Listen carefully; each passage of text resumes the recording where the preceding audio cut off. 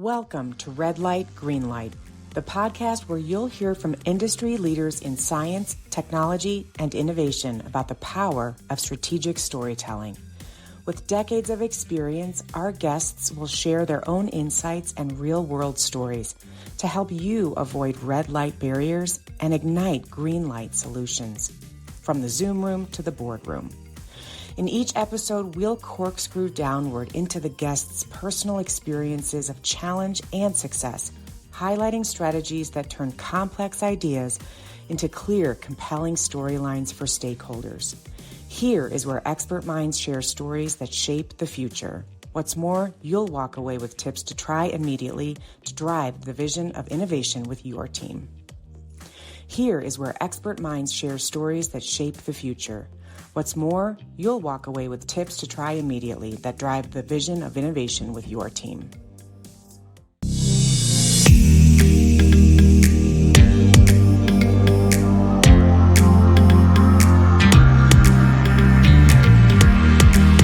Hi, everybody, and welcome to another episode of Red Light, Green Light. I am your host, Cindy Skalicky, and I'm really looking forward to talking with our guest today. I'm very pleased to bring to all of you an expert in several areas. Her name is Giselle Tavares.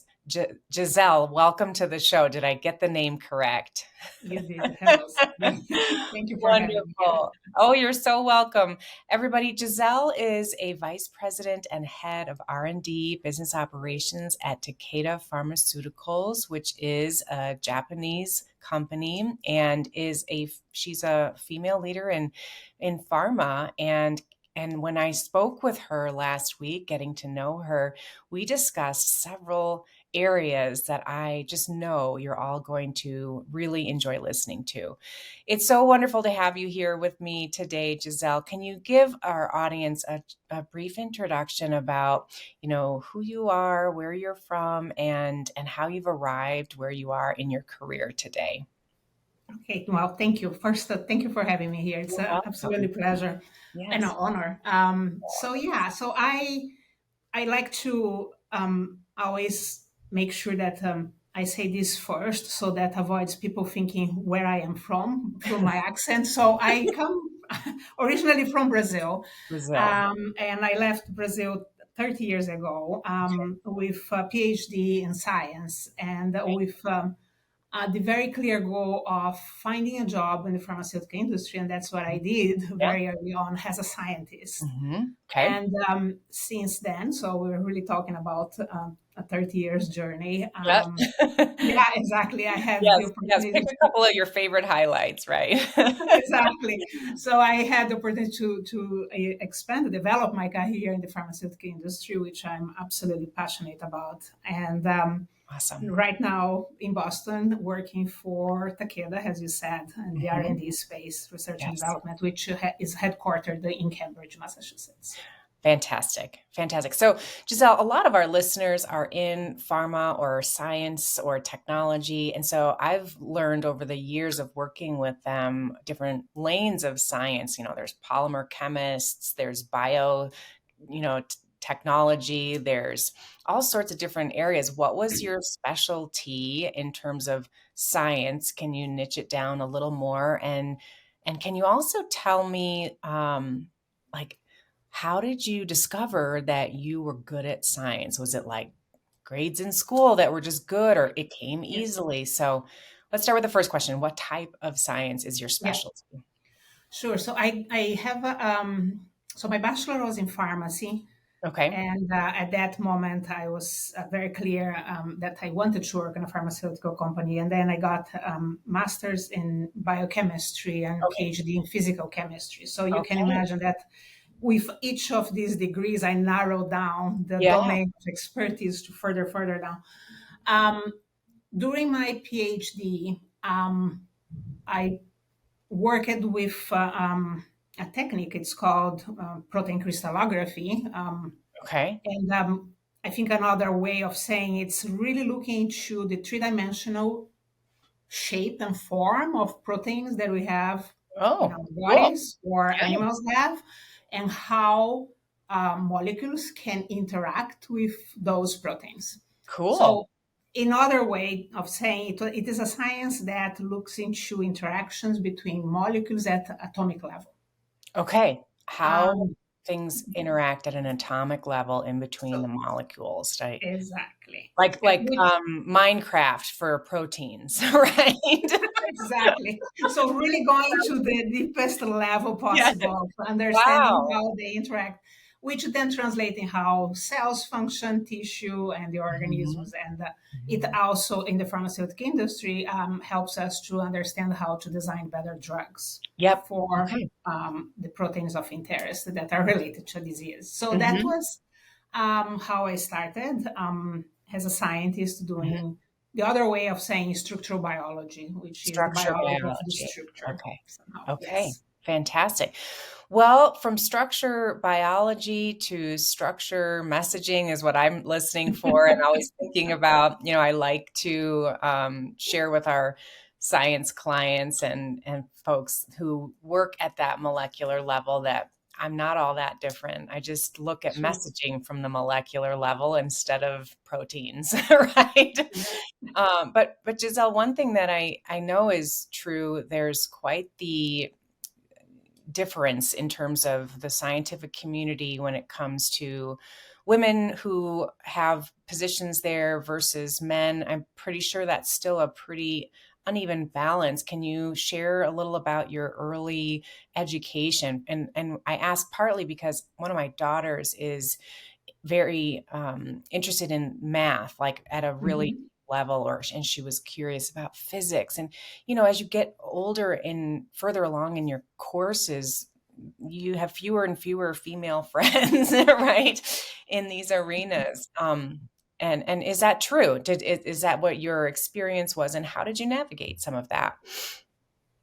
Yeah, it's an interesting point, which I think it's true in some circumstances. During my bachelor, we were predominantly women, Okay. and I think that is true in a lot of pharmaceutical science Okay. bachelor degree. Okay. And then as I navigated through masters and PhD, and I did postdocs as well, which means working Yep. in big labs and in universities. You start to have less of the parity, male female. Um, it never blocked me for Okay. being Great. curious and trying to go the next Sure. step Sure. or applying for different positions like postdocs. Um, I think that sometimes I didn't even notice that, yeah, I was the only Amazing. woman in the room Good. because the whole topic was science and the Yeah. passion was Yeah. to get a project moving forward For sure. or to understand how to overcome a challenge, a scientific challenge, Yep. if you want. I love it. But and then as I matured in my career and moved away from science to the business, then it starts to be more parity. Okay. And then That's nowadays, when I look around me, it's it's quite equal, if not more female in the okay. room. Oh, wow. Interesting. Yes, That's yes, fantastic. it is. It is very interesting, and maybe that is linked to the fact that in operations you have Mhm. more female Right. leaders. Right. Right. Well, Um, yeah, yeah, absolutely. Just a curiosity that came to mind as I've looked through other areas of science and technology. And it sounds like, yeah, you just had a real passion from an early age around yeah. science and just followed through to various levels of education and research, which kind of leads me to the the piece I'd like to focus on a little bit today with you specifically, Giselle. And you and I talked about this journey from lab to Mhm. lead, right? And how so often it can be very challenging for any and all leaders to move from this sense of like, I work in a lab, I work with the science, I work with the 3D proteins, and I look at how they behave and what will change them and how they'll be more effective and what are my markers and are we making the right things, and then you need to make a move to leadership, which takes you Mhm. out of, in at least some sense, that lab physically, or even just lab mentality, and needing to do a better job, or a bigger step, I should say, into leadership. Mhm. And let's start there. Talk to us a little bit about going from lab to lead, and then I would like us to focus after that on this reality that doing this job with English as your second language is brings an entirely different level to all of this, right? So help Yeah, us understand your journey from lab to yeah, lead so far. yeah, which was a big transition. Well, I'll tell you, my first leadership role, leaving the lab and not being an individual contributor in a big team in drug discovery to leading a team, I made all possible mistakes all at Okay, once. you did it all wrong. Oh, yes, completely. And I learned. And I look back now, it's like, okay, well, probably I could have done Right, differently, definitely better. right. And I wished I had, I don't know, more guidance maybe, but it Okay, is what it is. And right, right. sometimes you make huge mistakes. You learn fast. The That's bigger the right. mistake, the bigger is the learning, I think. Yes, yes. Um, but yeah, the transition is significant, Hmm. definitely. And I think there is a component of opening up the mind to understand that a lot of the work then is done with teams Hmm. and done with others that, in many cases, if not nowadays, all the time, are much deeper subject matter experts Oh, than interesting. myself, Okay, okay. and how much you need to have this humility, or Mhm. yeah, being humble and Mm, think, yeah, right, I am not the subject matter experts. I cannot make this decision without being informed and trust my right. team members that have that expertise. Yes. I love that. So and I know it's a cliche in any leadership book you might find. Yeah, you get things done through others, but it is true. Hmm. Right, Otherwise, you don't get anything done because right, you are not a subject matter expert in right. A, B, C, and D, which then brings to us solving a problem or a new product or whatever value creation. Yes, I love that. And Giselle, one of the things I really liked about one of the previous interviews I've heard you on had to do with your approach to humility, or just that reality that you try to live in that way, especially as you embark upon a new journey. And I think Mhm. this is so critical for listeners and anyone entering new jobs or new positions. there is a there is a time frame that you can play dumb to a, if I can just say that phrase, in a sense of like, help me understand how this is done in this division.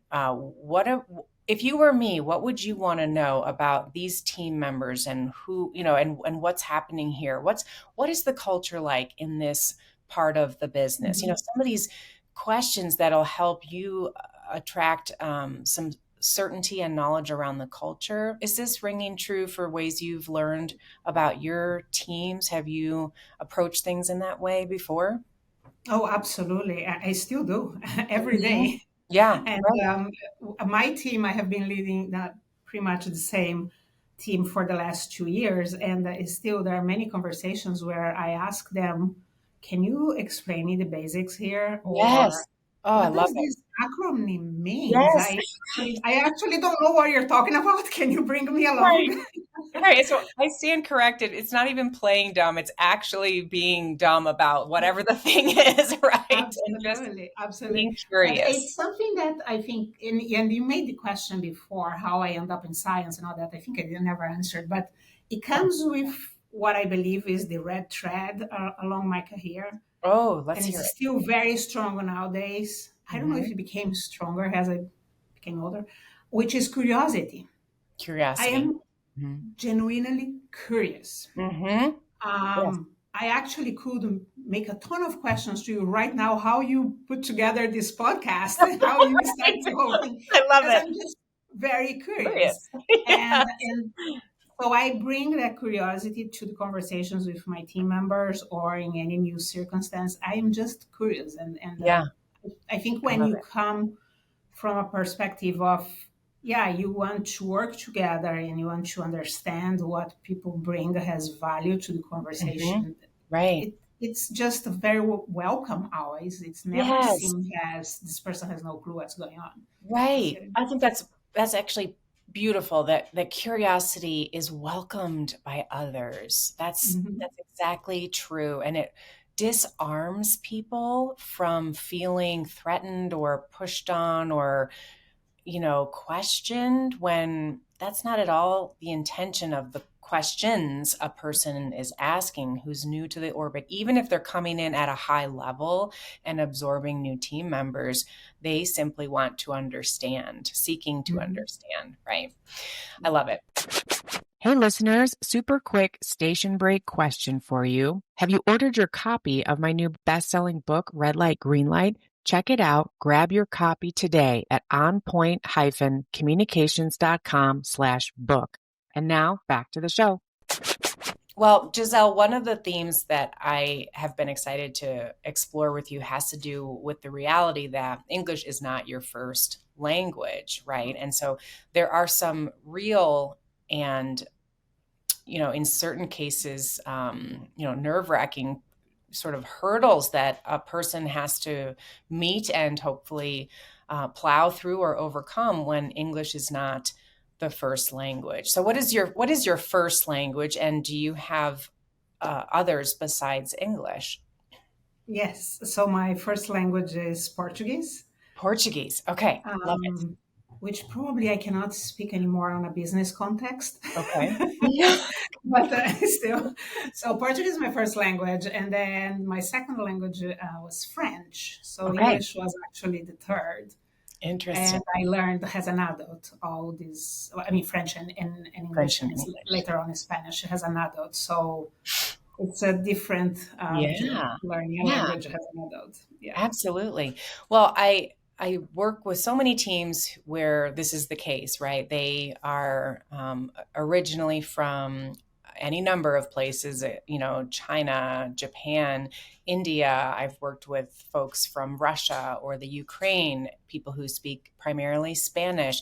And I had 14 years of French growing up from the Mhm. time I was 8 to 18. So I'm not fluent, but I can certainly get around France, and I can, I'm like level 61 on my Duolingo, right? So that's my claim to fame.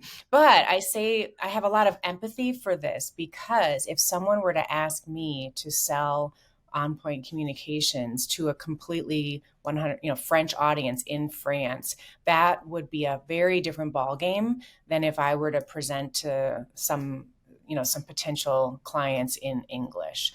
So, Mhm. can you help us understand some of the very initial pieces that are challenging when you think back on your journey of presenting in English? What are some common hurdles that most people probably have? I think it's really trying to articulate all your thoughts and your knowledge into the verbal piece. I mean, it's very simple, isn't it? This is the Mhm. language. And Mhm. how to demonstrate that you have a knowledge to share or that you are an expert on something when you are not able to put that in a very articulated manner or Mhm. not as articulated as the majority in the room. Right. And unfortunately, I observed, well, and it might be a perception as well. Okay. Um, let's say it's a perception, okay? Okay. I have the perception that when people are not able to articulate well their thoughts or views, Mhm. there is an assumption that the person might not know or might not be smart enough or Mhm. has nothing to contribute. Okay. Okay. But and that already is kind of a trap for everyone involved. Right. For the person who is trying to give an information or Mhm. share something, for Mhm. the others that are already putting barriers in trying to understand what is to be communicated, and Right. everybody lose Right. Right. because after all, communication is what is an exchange, isn't it? It's Right. what we are doing here Exactly. and what we do every time we're talking to Mhm. people. So, and it's definitely my perception. I never did a study about it. Sure. I'm pretty sure if we look around, we might have some studies about how That's an people are interesting thought. perceived. Mhm. Yeah, when they don't speak the language on the room, that the majority, and try to articulate thoughts or perspectives. All right. Right. So having to, what I'm hearing you say is like how you match or trying to match your actual knowledge of the subject and match that to a presentation style that fits the audience and showcases that knowledge is Mm-hmm. often a gap, which Yeah. makes all the sense in the world. And I was just with a team who's out of Asia. I was just with them a couple of months ago, and we talked a lot about this because I have these tips that we share frequently with audiences who are speaking English Mm-hmm. as a second language. And short sentences is probably Yes. one of the first tips that we talked about at that meeting in terms of short sentences and also simple words that don't have Mm-hmm. too many syllables is one of the pieces that actually the vice president mentioned to those in the room. Have you found that to be helpful, or have you found other shortcuts to be useful? Yeah. Like, there's probably people listening for sure Yeah. who what have you done that has worked? Yeah, I think you had two very good ones. Less words sometimes can be very powerful, even for native English speakers or native Oh, language speakers, absolutely. Yes. Yes, you're right? so right about that. Yes. Yeah, so we become economical in the number of words and Mhm. practicing. So very early on, when I still had a big, well, let's say that my confidence level was not at the point where I could just own my Yeah. ability to speak Mhm. English to what it is, and not. Right. Sure. I did to practice Mhm. presentations. Mhm. Good. Um, I still do practice pronouncing words, and my daughters are great in helping me to Yes. Yes. correct. Yes. And I am still nowadays able to notice when I am saying something that is not coming, the sound is not coming correctly, and I self Okay. correct Okay. immediately. Yes. Nowadays, I'm totally comfortable with this. Much When more comfortable. Right. younger, of course, that would trigger me, and I could Yeah. derail in a sense that I would even lose the thread of what I was trying to Sure. say, which was very, yeah. I mean, Absolutely. it really took me off messaging what I wanted. So yeah, definitely practicing the Mhm. delivery, looking to sound words, use less words, Mhm. and nowadays that I am in the room and I am talking to non-English speakers or native English speakers, I am very conscious of that, and I do try to speak slowly. And I think for those native language speakers, because it not necessarily Mhm. might be English, might be Mhm. German, might be Sure. Could French, be anything. right? Right. I think there is the need of speak a little bit slower, not use Right. jargons or local how do you say Right. slangs, or not, it's not slangs, but Oh, another way to slang. use the Right. language. Jargon. Yeah. Things that Jargon, yeah. right. But that is linked much more to the cultural aspect, Right. and try to become more aware that the room needs to understand as well, and Mhm. be patient also to listen to what Mm. someone is saying. I could And it imagine. comes back to that curiosity, right? Be curious about Yes. what somebody's trying to tell you. Right. And Um, I could imagine that the power of being able to read a room would be very important yes. in this situation where, for example, I'm sure there are times that when speaking, you can see kind of that green light moment of like, they're getting it because their eyes are more open, they're nodding their heads, they're leaning in, right? Those are like green light signals Yes. that your message is landing and they have received it. The red light moments non-verbally when you're reading a room are things like obvious, confusion, squinty eyes, cocked heads, Mm-hmm. or scrolling on their phones and not paying attention, moving around in their seats, or hearing like sighs, right? If people Mm-hmm. sigh, then you definitely want to stop and say, I want to make sure everyone is following. What can I clarify?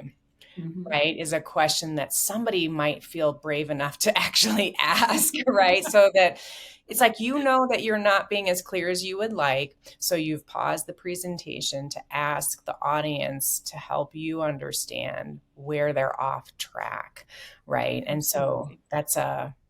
it takes courage, It takes you know? courage. It takes courage. And I think the other thing that we discussed, and by the way, I read your book and I really found it Oh, thank very you. enlightening. Oh, thank you, Giselle.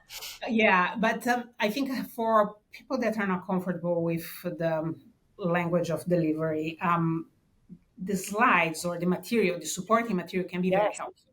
absolutely. Because it can anchor the narrative to some key messages or key Yes. words. It doesn't have to be a book written in a slide, but Right, those very clear messages, it right. can be so helpful, and Absolutely. even to reorient the Hmm. speaker if there is a lost track. Right. Absolutely. Yes. In fact, we share with audiences like, my general rule of thumb for all people who are creating slides that they're presenting is 25 words on a slide, which Hmm. people are like, especially in science and pharma, they're like, what are you talking about? I can't do that. I have to put this entire document with Yeah. 150 words as my first slide. Font number 5. Right, with font 5 or 10, right? However, with when you're presenting, you want to be the presenter, and your slide is your helper, which is why it's Hmm. called a visual aid. It's a visual helper. But I would give non-native English speakers more words on that slide so that you Hmm. can do what you just said. Maybe you need to spell out the word that you have trouble pronouncing, Exactly, for instance. or whatever the case might be, whatever you could help your audience see more clearly.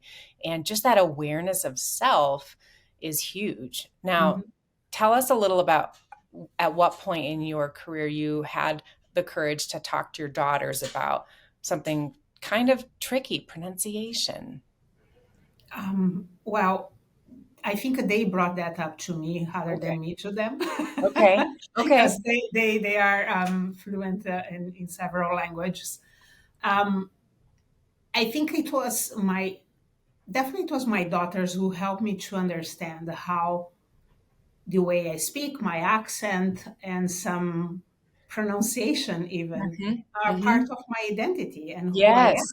A And hundred there is absolutely nothing to percent. hide. So Right. I am very thankful to them and to some very, very close friends who, Hmm. but it was a process. It was not Yes. obvious to me. Yes. And in many instances in my life, I had that wish, oh, if I could just speak English perfectly. Nowadays, I do not have that anymore.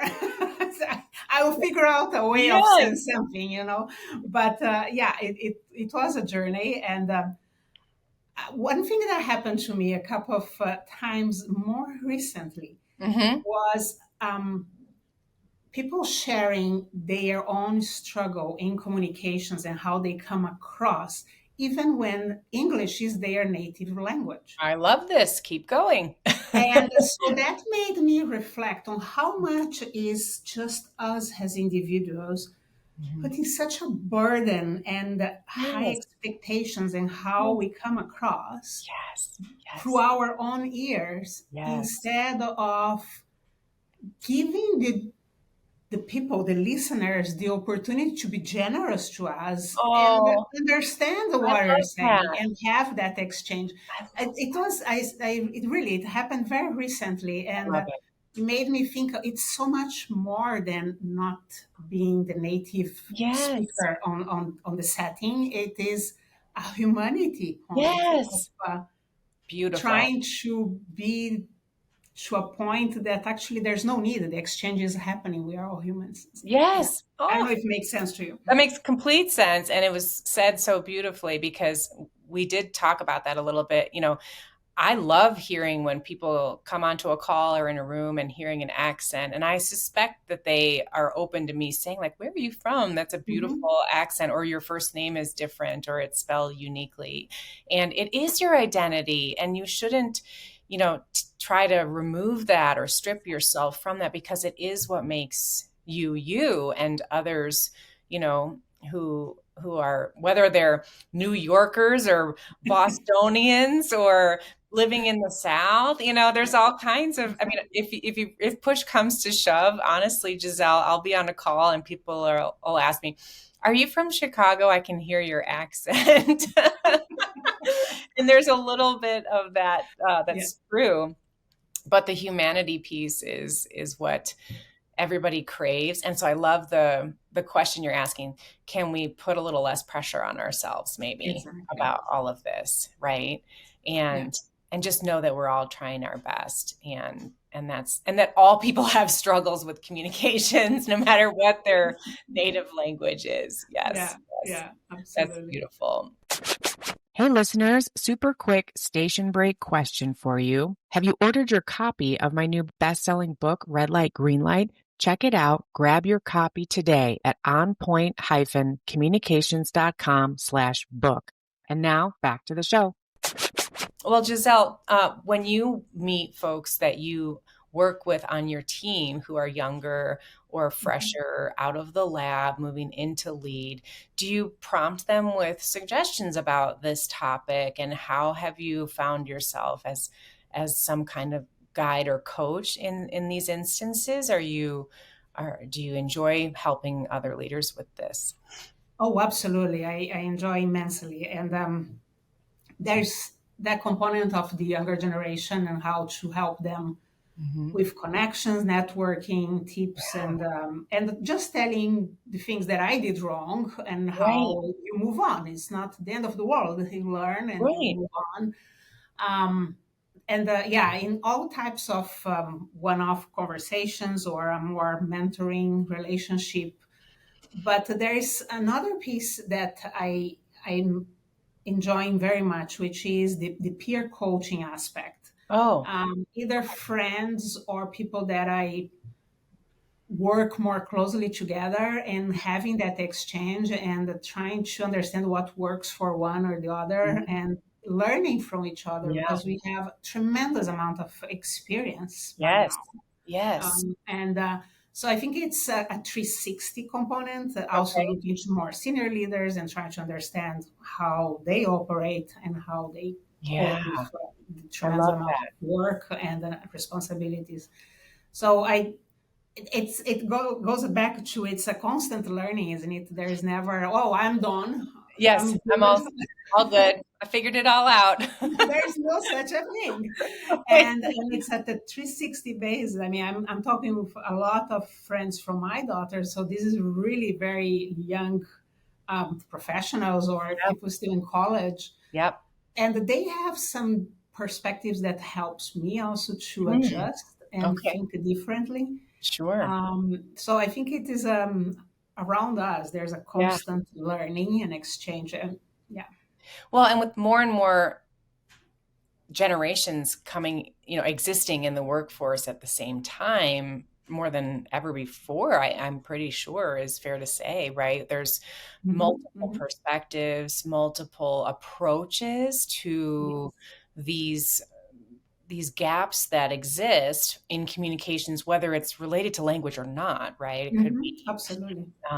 any number of different communications gaps that we're trying to close. So I love that you and your daughters are able to have this type of conversation and that they have helped you, because half the battle is asking for the feedback, right? Hmm. So often when, I wrote down practicing, rehearsing, visualizing, because that's my like rehearsal trifecta, I call it. When you're going to really nail down a message, we need to do all three of those things. And you Hmm. basically said all three of those things in 10 minutes ago when you were sharing Yeah. how you've approached this skill set and trying to improve just incrementally over time. So it's a beautiful testament to humility, openness to feedback, and just trying new things as you grow and go. So I love it. I love it. Giselle, what is coming up for you in the coming months, or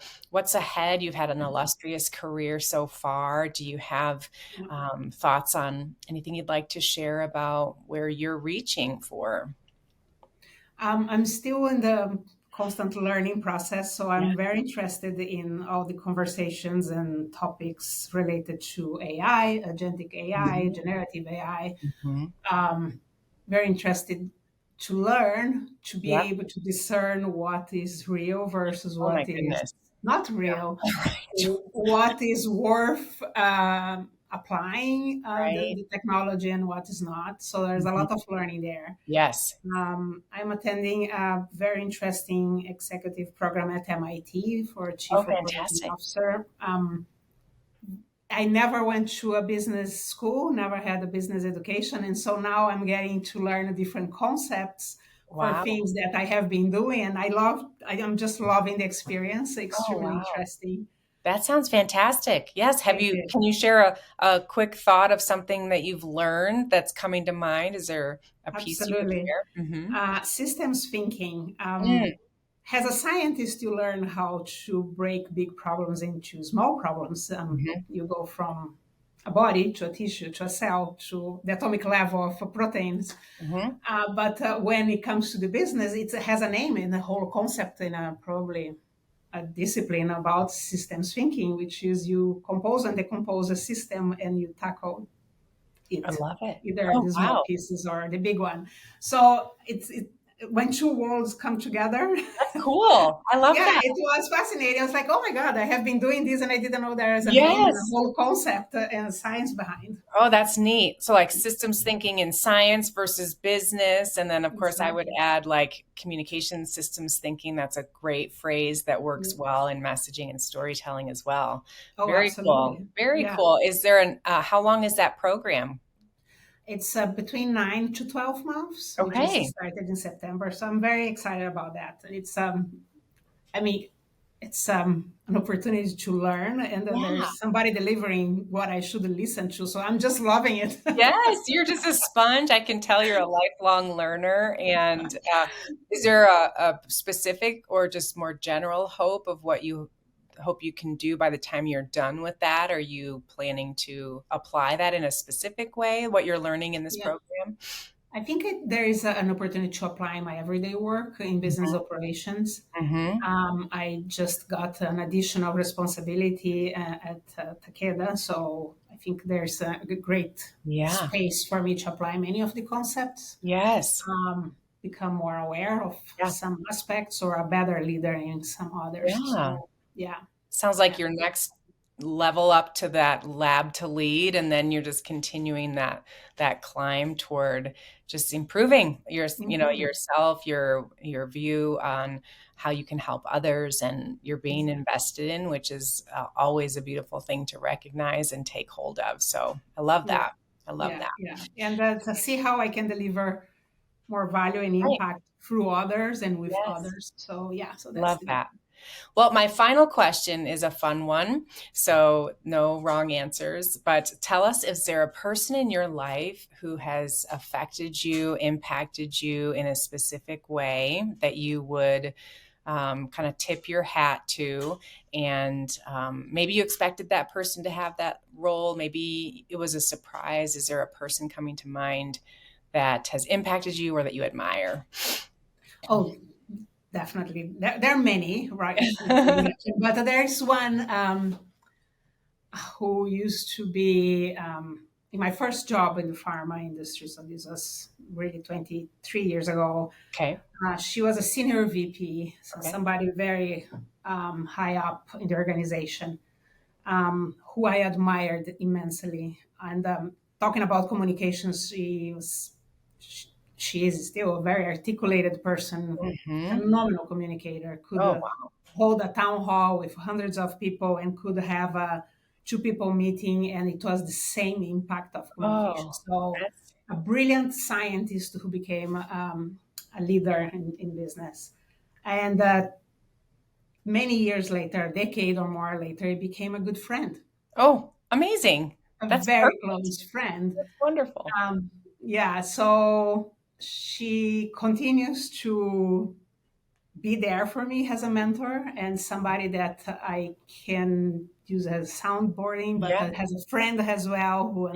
understands me, but is very brave each time to steer me to a different way of thinking or Mhm. understanding a situation. So yes, definitely, That's there is that person. amazing. Well, I hope you'll share this episode with her so she can hear some Yes, of her your. name is Michelle Browner, and I will make sure that she listens to I it. love it. Michelle, we're so happy to have people like you out there in the world for all that you're doing. I've got one, everybody's got somebody, and it's just, it's so wonderful to say, name that person and share that influence because every time I ask people that, I always think, we all can be that for someone in our lives now, and we want to have an impact just because that's what life is about. And there's a richness that she has added to your life, and I'm Mhm. sure there are many people who would say the same about you and the work that you've helped them to do too. So awesome. Awesome. Thank Well, Giselle, this has been such a wonderful conversation as I knew that it would be. Thank you so much for coming to the show today and sharing some of your brilliance. Thank you. Thank you so much, Cindy. This was Yes. really very, very nice. Thank you. I appreciate it. Thank you for inviting me. Yes, it's my pleasure. And I want to thank all of you listeners for tuning in today to Red Light, Green Light, where we brought you yet another amazing senior leader in science, pharma, technology, all the things that we bring to you. We always share storylines from people who are making an impact. And today, we're so happy to have had Jazelle with us. In the meantime, come back next week, listen to our next episode, share this one with someone who might benefit from it, and get out there, find an audience, and see what you can do to move them from the red light of risk to the green light of go. Take care, everybody. We'll see you next week. Bye bye. Bye bye.